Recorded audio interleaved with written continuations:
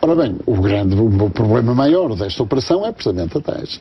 O problema maior desta operação é precisamente a taxa. E há também uma questão que eu não tenho ainda inteiramente esclarecida, é qual foi a parte desta operação que foi tomada por banca interna e qual a parte que foi tomada por banca internacional.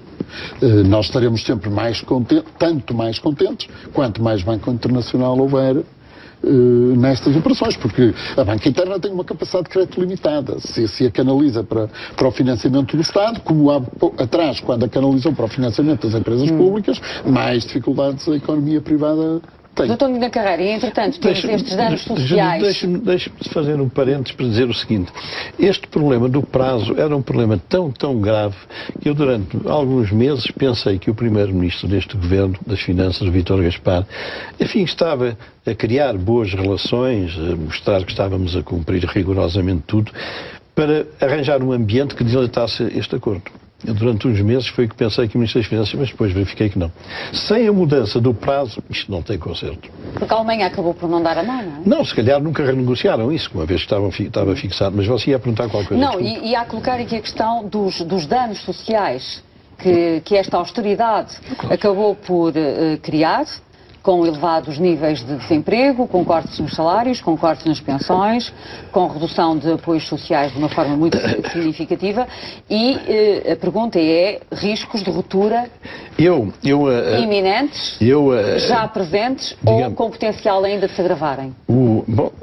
Felizmente o desemprego parece que está a cristalizar à volta dos 17 ou 15, já nem sei. 16. Não deixa de ser alto, não é? Não deixa de ser muito alto. Não, é sempre muito alto. Até se fosse metade já era alto. A ideia de que o prolongamento deste acordo exigiria muito mais dinheiro era o preço social a pagar. Exatamente para não haver estes estragos de natureza social. Era preferível nós termos endividado um bocado mais, e se calhar vamos endividar à mesma, para evitar as rupturas sociais. Essa é a minha opinião. O prolongamento permitiria que não houvesse tantos estragos sociais como está a haver. E ninguém é capaz de adivinhar o que é que vai sair desses estragos todos, do desemprego. Enfim, as despesas têm que recuar, se mexe na educação tem que se mexer, mexe na saúde tem que se mexer, mexe nas pensões tem que se mexer em tudo, porque foi aí exatamente que foram aumentadas as despesas daquela forma absolutamente... Como é que o professor Daniel Bessa olha para esta parte social e para as consequências que ela está a ter? Tem vindo a ser posta em cima da mesa a possibilidade de chegarmos aqui a uma situação, digamos, de violência e convulsa em termos sociais. Eu, salvo melhor opinião, não parece que isso seja muito provável. A mim assusta-me mais uma outra consequência. Os portugueses têm reagido a esta situação de uma forma diferente. Têm-se ido embora. O ano passado emigraram 130 mil pessoas. São os números oficiais. É, aliás, isso que explica a baixa do desemprego. Pois parece que sim, eu não quero dizer tanto, não conheço. Não estou a falar desses últimos meses, mas se compararmos junho, por aí, meados deste ano com meados do ano anterior, o emprego ainda está a descer. E o desemprego também desceu. E desceu o desemprego, apesar da descida do emprego, porque emigraram 130 mil pessoas. E isso é que eu acho que me preocupa, porque essa é de todas a consequência pior, é o esvaziamento. A prazo? É o esvaziamento, sim. Portanto, eu acho isso mais provável. Fica cada vez pior. E cada vez menos sustentável, porque eu já escrevi umas linhas sobre isto, comparando com os anos 50 e 60. As pessoas imigravam, mas digamos assim, eram as pessoas que imigravam que tomavam conta das suas famílias. E nascia-se. Sim, e nascia-se. Hoje em dia as pessoas imigram, digamos assim, tratam da sua vida muito bem e deixam de contribuir para uma despesa que não desce. E, entretanto, Dr. Medina Carreira, devemos também olhar para as soluções que foram encontradas ao nível das políticas do Governo, porque uma das críticas que, de resto, o Vítor Gaspar acabou por assumir na sua carta de despedida, foi quando reconheceu que o ataque às despesas tinha sido tardio. O que é que pensam sobre isso? Desculpa, Daniel. Não, a minha opinião é que esse foi para além dos 3 anos, essa foi uma falha realmente muito grave do Governo, porque a primeira coisa que cumpria atacar era a despesa. É claro que o Governo... estava no memorando. Exatamente. Bom, exato, mas o Governo tentou com os subsídios, que foram considerados inconstitucionais, embora aceitos para 2012. Mas foi uma tentativa falhada por causa da inconstitucionalidade, mas depois o Governo saltou logo para os impostos. Sim. O disparo seguinte para tentar corrigir os déficits foi um brutal aumento dos impostos, sem consequências financeiras. Não sei se já viu isso desde 2007, que os impostos e as contribuições não passam de 60 mil milhões. Bateram. Primeiro subiu o IVA, com resultados muito negativos. Subiu tudo, não? Muito mas negativos. A coisa, as receitas tributárias... Depois o IRS. Ficam pelos 60 mil milhões. Porque o seguinte foi um choque fiscal brutal, sem consequências financeiras correspondentes. E as decisões tomadas por Sr. Daniel Bessa relativamente às despesas cortadas? Mais certas ou mais erradas, essas decisões? Estamos quase no tema da reforma do Estado. Exatamente. Se é assim ou se não é assim que se faz. Eu acho que quando as coisas são feitas com tempo, podem ser feitas de uma forma mais planeada.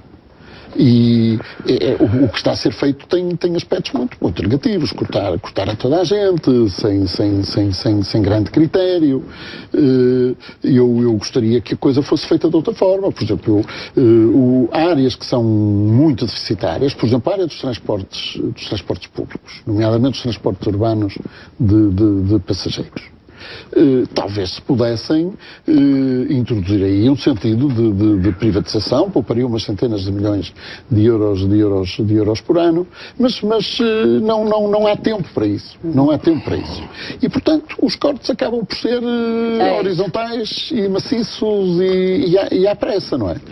Porque eu acho que quando as coisas se atrasam demasiado, depois não tem outra solução. Sim. Depois não tem outra solução. Portanto, isto tinha sido feito progressivamente, com critério.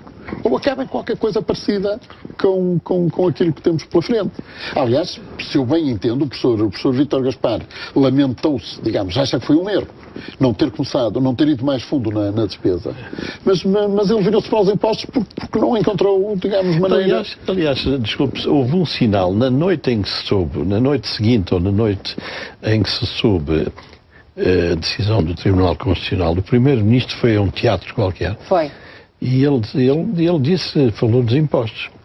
Eles voltaram-se imediatamente. Mas é o aspecto mais fácil. É o aspecto que eu menos condeno no Governo, é este problema do corte das despesas. Choca a toda a gente o que se está a fazer. Mas em 3 anos, com um acordo para 3 anos, não é possível ter uma via diferente desta. E não havia condições para preservar o pessoal e as prestações sociais? Não. Ouça, nós temos recebido muitos e-mails de espectadores. Os espectadores fazem contas ou que dizem não, coisas? Dizem coisas. Não estou a falar se os espectadores fazem contas. Estou a dar conta importante. de muitos e-mails que chegam ao nosso programa de espectadores que têm uma leitura diferente sobre a existência de alternativas que poderiam ter sido equacionadas relativamente aos cortes nas prestações sociais. As gorduras. As prestações sociais, ou seja, hoje dito, porquê é que a política das prestações sociais foi profundamente errada? Porque não eram suportáveis. E hoje é muito difícil voltar para trás. As despesas mais difíceis de eliminar respeitam às prestações sociais, porque a educação, a saúde, são as pensões, etc. Esse exagero no empolamento das despesas sociais levou-nos à glória. E hoje torna brutalmente difícil qualquer política de despesas públicas que não passe por aí. Aliás, eu dou-lhe números, eu pergunto sempre, porque há muita gente que fala, mas não faz contas. Nós, nestas rubricas, temos pessoal de 15 mil milhões. Aquisições de bens e serviços, 15 mil milhões, como vimos que o Dr. Valadares Tavares há dias. Prestações sociais, 38 mil milhões. Estas 3 rubricas absorvem 68 mil milhões. 68. É fácil, 30 mais 38. Ora, os impostos e as contribuições rendem 62 mil, 61 mil. Quer dizer, não chegam só para estas 3 rubricas. E é por isso que não é possível deixar de entrar... Para salários, pensões e manter a máquina a funcionar. O dinheiro não chega. Exatamente. Tudo o que há por fora que não está Já não aqui... estamos a falar de juros, nem de investimento. Nada. O investimento está congelado, Sim, não é? E os juros são 9 mil milhões por ano, não é? Nenhum governo será capaz de resolver este problema do ajustamento das contas públicas sem passar pelo pessoal e pelas prestações sociais. Nós tivemos aqui o professor Daniel Bessa há algumas semanas, o empresário Alexandre Soares dos Santos, dizer-nos, ideia é essa que ele voltou a repetir este fim de semana numa entrevista que deu, de que isto só lá vai com um acordo político há 10 anos entre PS e PSD. Qual é a sua opinião sobre isto? Há muito poucos dias alguém me perguntava sobre qual era a diferença maior que eu encontrava entre a forma como o governo e a política tratam isto por comparação com as empresas privadas. E eu dizia, e estou sinceramente convencido disto, que numa empresa privada, quando se encontra um problema desta natureza, as pessoas podem discutir imenso, mas chegam a uma solução e implementam-na. E não cabe na cabeça de ninguém que num Conselho de Administração depois, digamos, aquilo que há de ser feito seja constantemente sabotado por quem começa a dizer eu não acho isso bem. E veja esta história de Viana do Castelo, que eu acho que é uma história deprimente. Vou-se falar. Sim. Uma empresa que dá prejuízo há 20 anos. Eu até acho que já não é empresa há muito tempo. E, no entanto, uma coisa que devia ter sido, digamos assim, enfim, devia ter sido encerrada há imenso tempo e não foi. E agora aparece alguém que tenta dar-lhe um caminho, não sei se é o melhor ou se é o pior, mas se é o melhor ou não, mas é um caminho. E nós temos lá as pessoas que vimos darem corda a tudo. Está a falar de Mário Soares? Sim, também. Ora bem, portanto, eu acho que se o acordo, não sei se o acordo chega, porque às vezes as pessoas formam um governo e passado um pouco desalinham. Mas eu não acho que seja possível, digamos assim, tratar de um assunto desta natureza, com metade do país a dizer faz-se isto, e a outra metade imediatamente a dizer o contrário. Portanto, não acha viável? Eu acho que não. Eu não quero agora estar aqui a dizer quem teve mais culpa, mas eu acho que o facto do Partido Socialista ter subscrito um memorando, que foi, e o PSD e o CDS, que foi entendido como uma coisa muito boa e muito apreciada por parte, nomeadamente dos credores internacionais. Isso durou uns meses. Um ano depois, no máximo, nós já tínhamos, enfim, cada um a puxar para o seu lado. E eu acho responsabilidades mútuas? Sim, seguramente. Não é a altura de estarmos aqui a dizer quem tem mais responsabilidade. Eu o que vejo é o Partido Socialista desalinhado, mas o PS diz, e com razão, que não foi feito grande esforço para o manter dentro. Sim, mas esse é um problema, desculpe, esse é um problema que nos levaria muito longe, porque o que se verifica na política portuguesa é que tanto o PS como o PSD têm uma necessidade vital de tomar conta do governo. Por razões óbvias, que eu para simplificar, digo que é tomar conta do orçamento. Basicamente é isto. E eles não se juntam nunca porque o orçamento não chega para os dois. Para os dois, exatamente. Não, é que tem que estar um de fora à espreita para ver quando é que caça o orçamento. E porque quando vem o outro também fica à espreita para caçar o orçamento. Ora, isto não é possível. Não há solução assim. Não há solução. Não, e por isso é que eu temo imenso. E houve também aqui uma questão política relevante. É que o memorando foi assinado por um líder do Partido Socialista e, entretanto, houve uma mudança na liderança, o que acabou por tornar as coisas bem mais complicadas para quem ficou com a criança nas mãos, não é? Talvez seja muito simplificador esta ideia, Acha? mas... Não, filha. Aquele que está fora está a ver o primeiro pretexto para se desresponsabilizar. Porque responsabilizando-se fica entalado, entre aspas. Desresponsabilizando-se fica à caça do orçamento. Eu acho que isto é um mal da política portuguesa e insanável nos Há aqui uma outra questão, professor Daniel Bessa, que também interroga as pessoas, que tem a ver com as opções seguidas em termos de programa de privatizações. Até que ponto elas foram e são essenciais, até que ponto elas são ou foram meramente ideológicas, até que ponto elas têm ou não um retorno financeiro substantivo. O que é que o senhor pensa sobre isto? Do meu ponto de vista, as privatizações que eram mais necessárias eram precisamente os setores que estavam a dar prejuízo. Exatamente. Essas é que eram indispensáveis. Claro. As outras pode-se dizer que rendem, enfim, rendem alguma coisa, abatem a dívida, mas também é verdade que se perdem os lucros, não é isso? Portanto, quando foi privatizada a EDP, foi privatizada a REN, agora são privatizados os Correios, essas empresas davam resultados positivos.